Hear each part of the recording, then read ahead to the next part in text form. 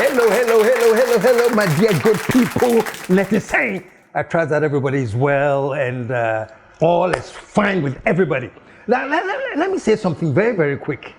Now, listen to this, folks, before I start.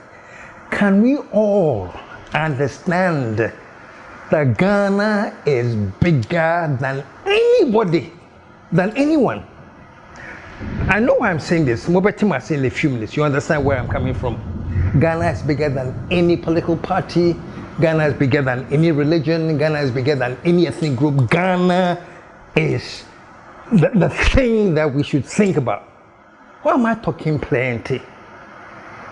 I'm talking plenty because, folks, Ghana and you obia dia. There's a song that says, "Omani ye mine." The country belongs to all of us. And I think one of the problems I have, folks, and this is a very painful experience, one of the problems I'm having is that somehow a particular political party thinks that Ghana belongs to them. For some reason, I don't know why. And it is very injurious to our thinking to think that this country belongs to a particular political party.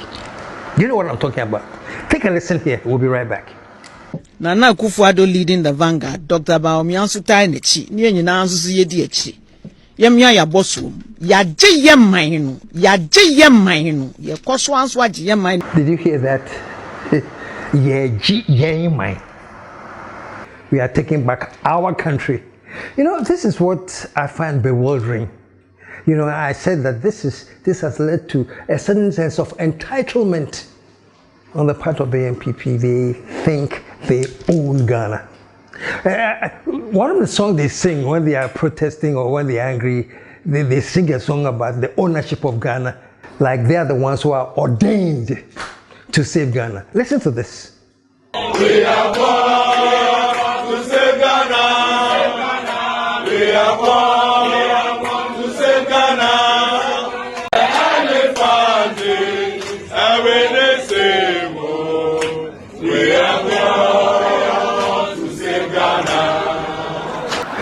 We are born to save Ghana. I guess others who are not part of the NPP are born to destroy Ghana. Assembly. Folks, this is what I'm saying. It disturbs me because I think this is one of the reasons why, unfortunately,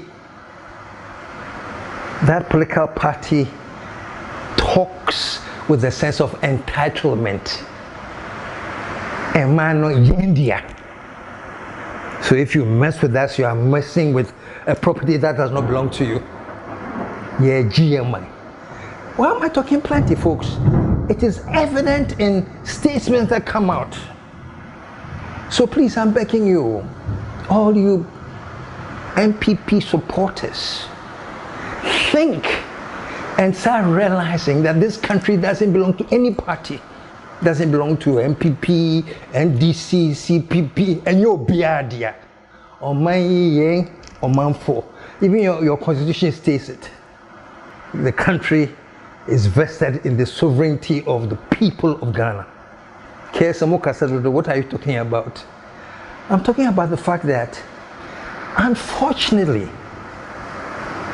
folks, when the NPP is not in power, the pain they are going through is the pain of somebody who has lost their property.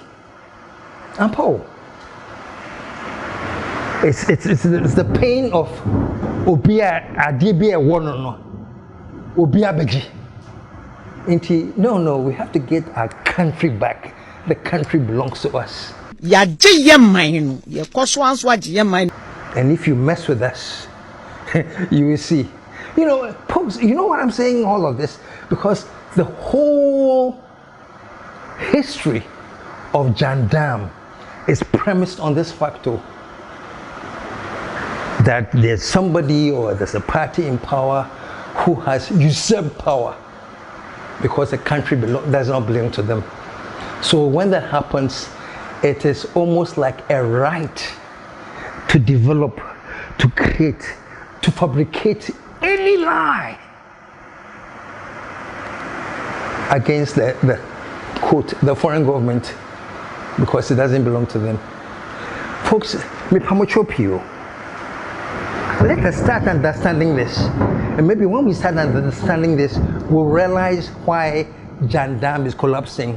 Because Ghanaians are beginning to more and more understand that the country belongs to all of us. And the important thing for any Ghanaian is how the country develops. And this is not a partisan thing, this is not a tribal thing, this is not an ethnic thing. And also development, and also that's where people's thinking are. Let me start focusing on all I'm talking about. So that right now, that the country is in the hands of people who do not own the country. And say, JMI back, we have to get our country back. How do we do it? Come up with all kinds of fabrications. And let me say this, please. If you're looking for Jandam, NDC is perfect. The NDC is not perfect. The appointees are not perfect. I pray not. But sooner than later, somebody can go and do something wrong that can create a scandal. But it hasn't happened. But let's not just sit down and say we are praying for a scandal. Near the Jandam. There are some people whose main occupation is that day and night they are praying. They are even fasting. Oh God, let there be a scandal. Sana yako GMI back. And unfortunately, they are not finding anything. Let me give you a quick example before I talk about what I want to talk about today. I was signing with the moment time. Let me give you a quick example. So I was talking to a cousin of mine. Somehow he listens to this show a lot. It's okay, he's a Ghanaian, and this show is for all Ghanaians. It just happens to be a very ardent supporter of the NPP, so he listens to this show a lot. And I was talking with him, and he says, KSM, you know,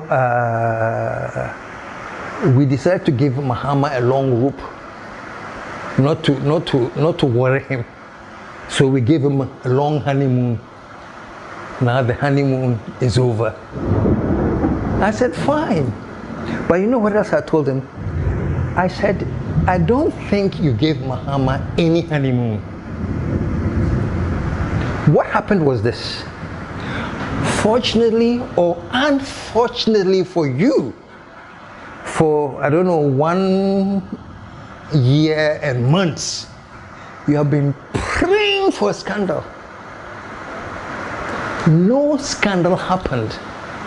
And that's why you were quiet. It's not because you're giving him a honeymoon, no. Just imagine this. If even in the first week that Mahama took over, some scandals had happened, do you think people will keep quiet? No! The scandal, the journal will be, or by only 1 week, he's not even been in power for 1 week, and look at the scandals, we told you, blah, blah, blah, blah, blah.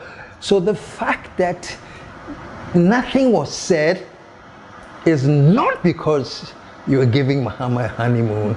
It is just because the appointees did all that they can to refrain from causing scandals. Now let's talk about this.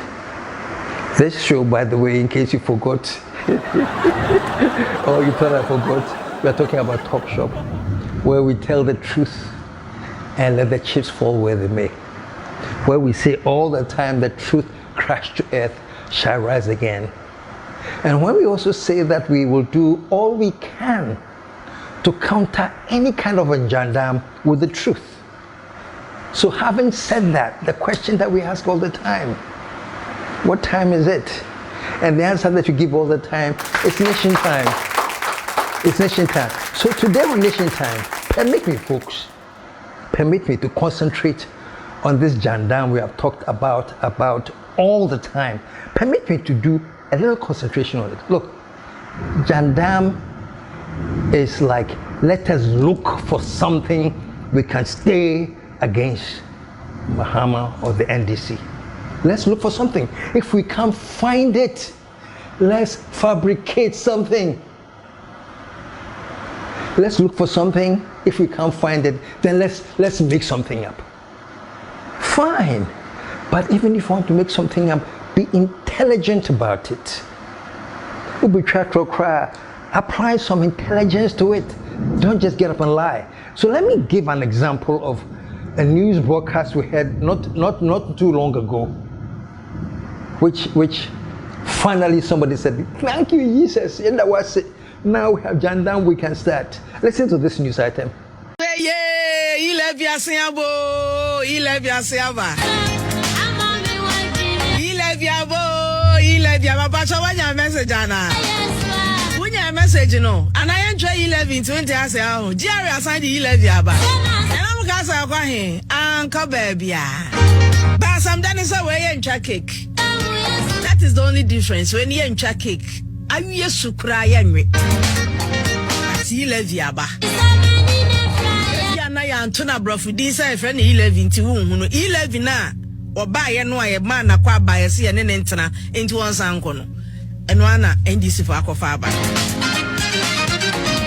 enti we na enya anything brand new eye tokumbo tax na ya manage for ne dia aba e ba chire mu ebra esemu am wate ase ye say E-LEVY e na ba we e dia aba Shelley, did you see how immature she was?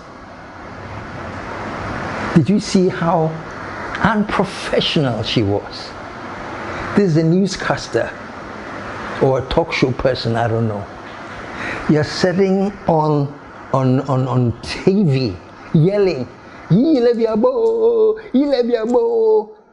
And the whole premise of this is this. Charlie, we have tried to find the scandal. So let's look for something. So you see something, and as an intelligent journalist, as a professional journalist, just do a little bit of research into it. Not much, a call here, a call there. Say, what is happening? Give me a little bit of intelligent research into this. No. You are so happy and so eager to come up with Jandam. They said, I have the Jandam, so let me go out. E-LEVY abo, giddy. You know, talking all kinds of crap about E-LEVY. E-LEVY asiabo, E-LEVY asiaba. E-LEVY abo, E-LEVY abapacha wanya message ana. Message no, and I enjoy E-LEVY 20 ase aho. Jerry assign the E-LEVY aba. And I'm kasa kwa he, anka baby. But some done is away and cake. That is the only difference. When you enjoy cake, I used to cry anyway. But E-LEVY aba. Na ya antuna brofu di say friend E-LEVY nti wu hu no E-LEVY na oba ye no aye man na kwa ba ye se ye ne ntena enti won sanko no eno ana NDC for akofa aba. Let me tell you what hurts me most. She was on the station that has great viewership and great listenership. And that's the thing with we media people, including myself. We stand here and we spit things out and people just accept it and grab it. Oh, this is gospel. And the word starts going out. Within a few seconds of this yelling, all over again, I say, we said it. E-LEVY is back. The NDC came to power, we are scrap E-LEVY, blah, blah, blah, blah, blah. Hey, Asamba, folks. And my worry was that there was so much excitement that the E-LEVY is back, just because it's going to be an avenue to hold, to force in and jam everything. Say, Mukasi Echemna is back. And there was so much excitement that even reputable media houses who have news editors whose duty and responsibility is just to double check to get the truth refused. Why? One thing. Yeah, JMI back. We want to get back our country. So whatever it takes, let us put the word out there to create disaffection and people say, you promised and you have failed.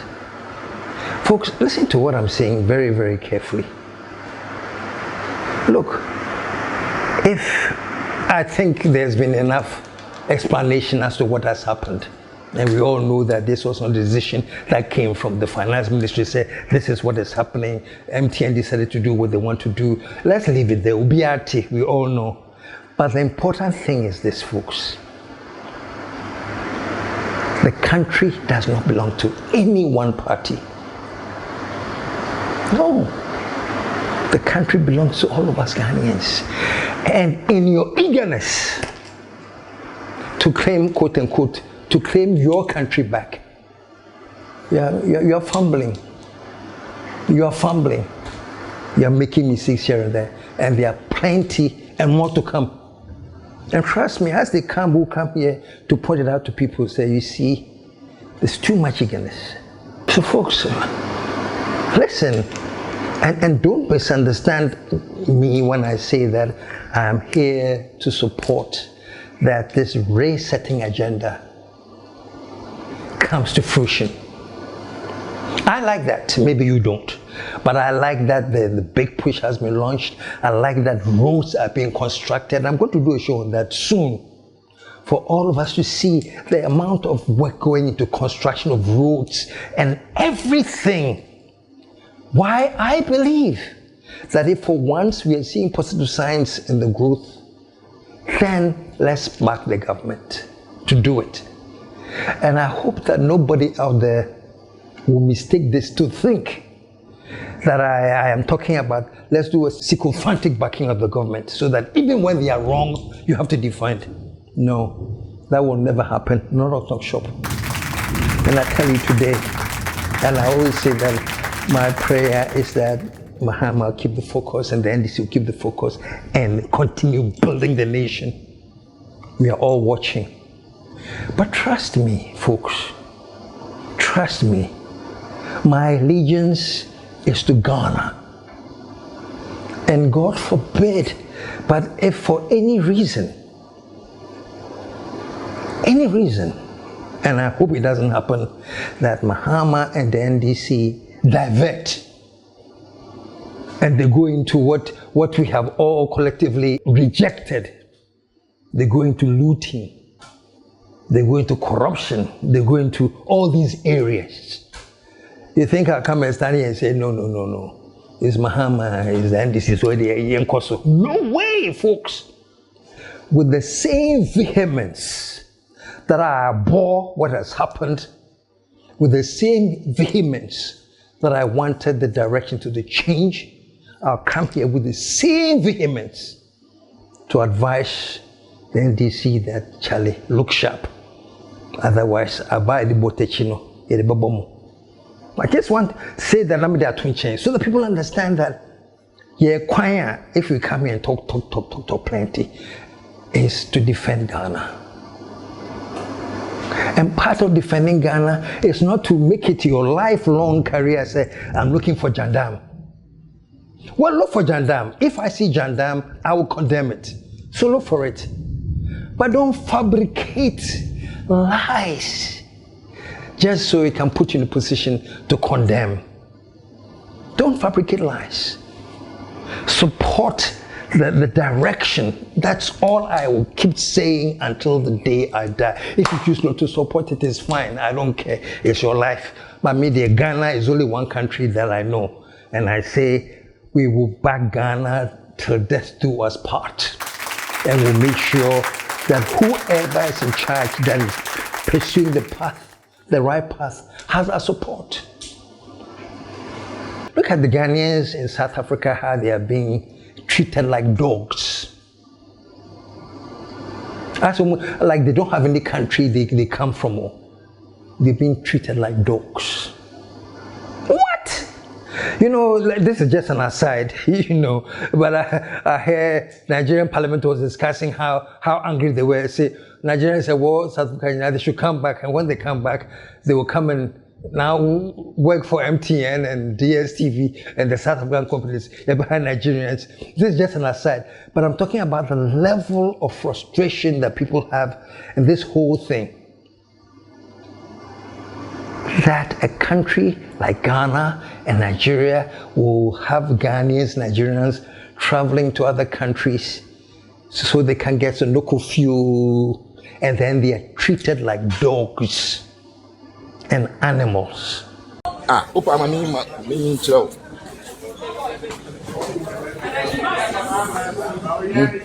Oh, and then I said, oh, sorry. But my baby do me promo there. Bonnie be your mind, dear. Maybe I chill. Semen my own bonnet, so I'm a fan chemi. Still life goes on. Me, it pains me. It pains me. Not only in South Africa, but wherever you are, outside of your country, where the respect you know you need and require is not given to you because you are just another black person. That is why some of us will say that we can build our country to the point that no one, you can leave Ghana, say, I'm going on a tour. Even Americans leave America to go on tours outside. Every country, they travel and everywhere. So I'm not saying that it will ever get to the point where Ghanaians say, oh, we won't go anywhere because we have it all here. No. But I'm saying that when you're doing that, it's not because you are suffering in your country. Now, that's the main thing. Most of the travelers who are going outside is because they want a greener pasture. They are suffering. They are not getting what they believe they deserve. So they think, me fan could US. Even if I've completed law school in Ghana and I go to the US and I go and wash dishes or restaurant to cry, at least every week they will give me money. I won't suffer. So that is what spurs many people to go on. Say, at least, and you're crying simply. That is what I'm talking about. To get to the point where no Ghanaian will find it necessary. Say, I'm a lawyer in Ghana, or I'm qualified, maybe I'm very, very qualified, but I can't find anything to do in Ghana. So you let me go to the US, even if I have to wash dishes. I'll go and wash dishes, at least Minya BBD. That is what we want to end. And folks, I'm saying that yes, it won't happen like tomorrow or next week, but if we put our minds to it, if we put our energies to it, if we come together as one Ghana, we can do it. If I can borrow Obama's words, yes, we can. Yes, we can. Most of the most prominent doctors in the US are from Ghana and Nigeria. Very, very prominent doctors in the US, Nigerians, Ghanaians. Why are they outside of Ghana and Nigeria? Because they are paid and respected well. And they get what they deserve. All I'm saying is that we should build Ghana, we should build Nigeria to that level, so that nobody who is qualified as a medical practitioner from Ghana will be seen with this security or New York. It happens. Will be seen or wash dishes or New Jersey. It happens. That must stop. I don't know, it's not going to be tomorrow or next week, but now we should all work against that. And I'm saying now, if we are starting to see that there's some kind of progress there, then let's get on board and support the progress so that we get to where we want to get to. And I'm always targeting that at Ghana at 70, we should talk like proud human beings who are intelligent, not as political sycophants who are against party A or party B. So their agenda is look for anything crap and put it out. Like we just saw your dear lady there, so celebrating, talking about, and the only reason we don't know that E-LEVY has come is because we haven't had a party to cut the cake. Yeah, E-LEVY asiabo, E-LEVY asiaba. E-LEVY abo, E-LEVY abapacha wanya message ana. Wunya message no. And I enjoy E-LEVY in 20 years ago. Jerry assigned E-LEVY aba. And I'm kasa kwa he, Uncle baby. But some done is a way and cake. That is the only difference when you enjoy cake. I used to cry anyway. But E-LEVY aba. Na ya antona brofu di say friend E-LEVY nti wu hu no E-LEVY na oba ye no aye man na kwa ba ye se ye ne ntena nti won sanko no eno ana NDC for akofa aba nti we na enya anything brand new eye tokumbo tax na ya manage for ne dia ba ebe chirechire mu ebra esemu am wate ase ye say e-levy e na ban we e dia ba. Look at this kind of thinking. Does this smack of intelligent thinking? Folks, I'm begging all of us, including all of us in the media, let us now start to understand something. Of course, if something is wrong, bring it out. It's only when you bring it out that the government can correct itself.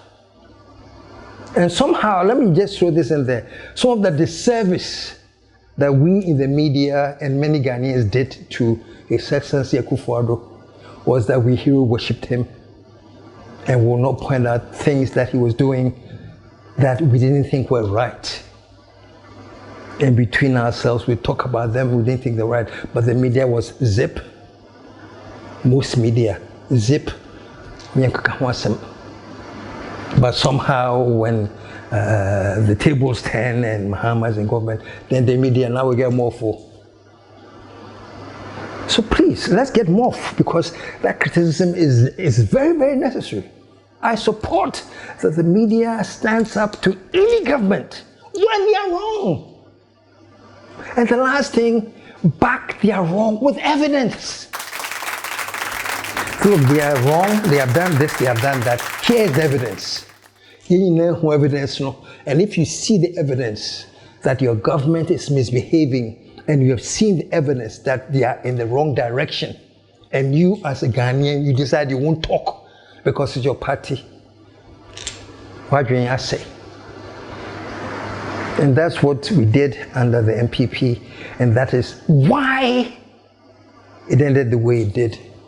Because we're all, anything goes. I'm going to end now, you know. I know that I had promised that I would talk about this kind of